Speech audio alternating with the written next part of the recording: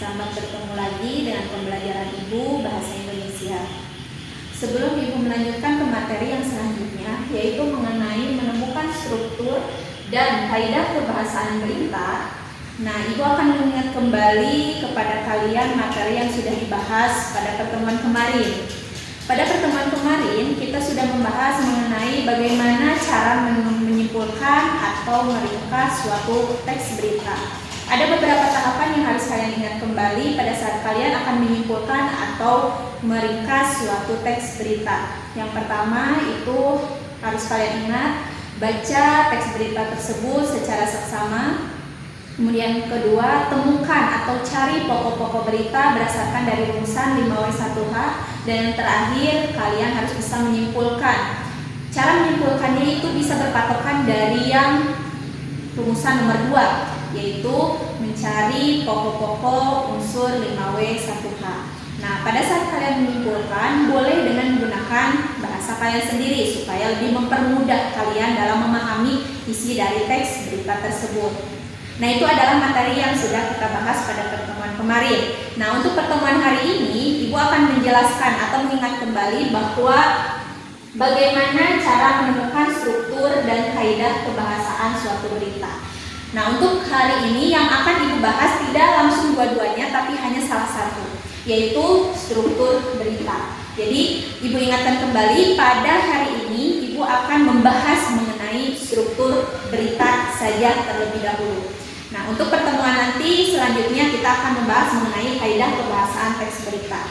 Jadi, jangan sampai kalian lupa atau jangan sampai kalian tidak paham terhadap materi hari ini. Karena untuk materi hari ini masih berpatokan terhadap teks berita yang sudah kalian punya pada pertemuan sebelumnya. Baik, sekarang kita akan melanjutkan membahas mengenai struktur berita. Apa itu struktur? Struktur itu adalah bagian-bagian yang harus ada dalam sebuah teks. Nah, struktur yang akan kita bahas itu dalam struktur teks berita. Nah, ada dua bagian yang ada dalam struktur teks berita. Yang pertama ada informasi yang penting, yang kedua ada informasi yang tidak penting.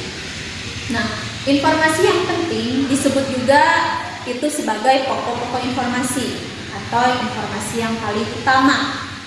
Nah, dalam ilmu jurnalistik biasanya dijelaskan pokok-pokok informasi itu di dalam bahasa Indonesia diambil dari rumusan 5W1H. Apabila disingkat itu singkatannya adik simba atau asdikamba, itu sama-sama saja. Nah, singkatan adik simba atau asdikamba itu diambil dari apa, siapa, kapan, di mana, mengapa, dan bagaimana. Atau dalam istilah bahasa Inggris mungkin kalian sudah tahu apa itu rumusan 5W1H. Nah, keenam pertanyaan tersebut lazim dalam teks berita itu ditempatkan di bagian awal. Itu termasuk ke dalam bagian apa dalam struktur berita? Masuknya ke dalam kepala berita dan tubuh berita. Jadi, untuk kepala berita dan tubuh berita termasuk ke dalam sebuah informasi penting.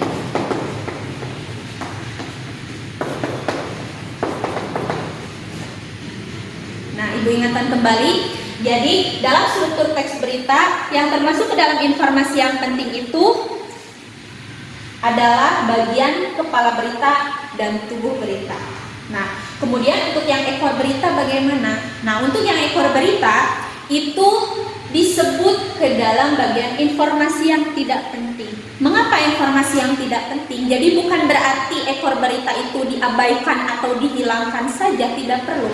Jadi maksudnya informasi tidak penting di sini adalah penjelasan atau untuk menjelaskan kembali secara sederhana informasi yang ada dalam teks berita tersebut. Jadi mengapa ekor berita masuknya ke dalam informasi tidak penting?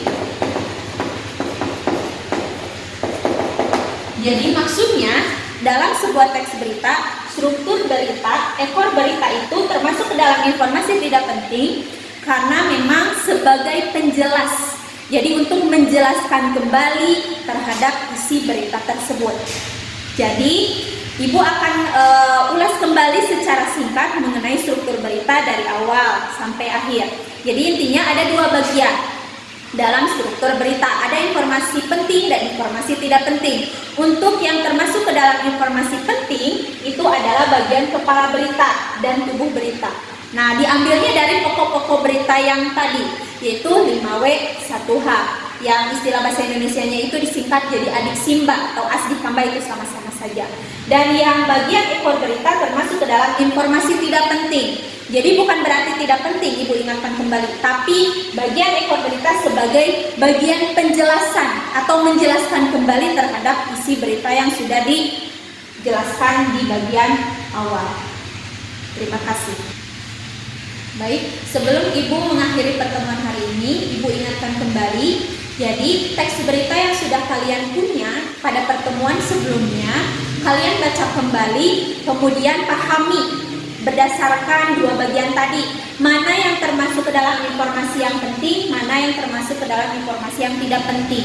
Jadi tinggal kalian nanti tentukan saja di teks berita kalian masing-masing tersebut, mana yang termasuk ke dalam struktur kepala berita dan tubuh berita yang termasuk ke dalam informasi penting. Diambilnya dari rumusan 5W1H atau pokok-pokok berita. Jadi apabila dalam suatu teks berita kalian terdapat unsur 5W1H atau jawaban dari unsur 5W1H, berarti termasuk ke dalam informasi penting, dan itu apabila disimpulkan termasuk ke dalam bagian kepala berita dan tubuh berita.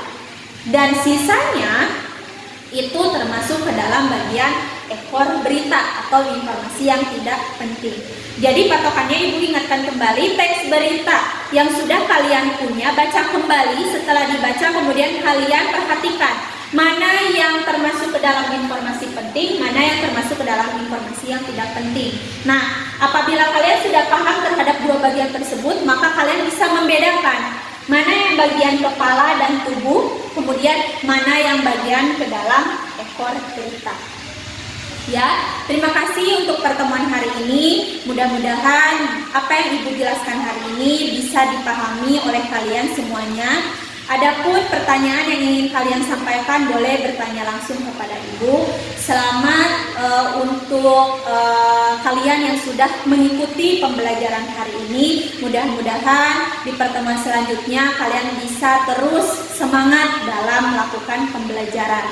Ibu ucapkan terima kasih. Wassalamualaikum warahmatullahi wabarakatuh.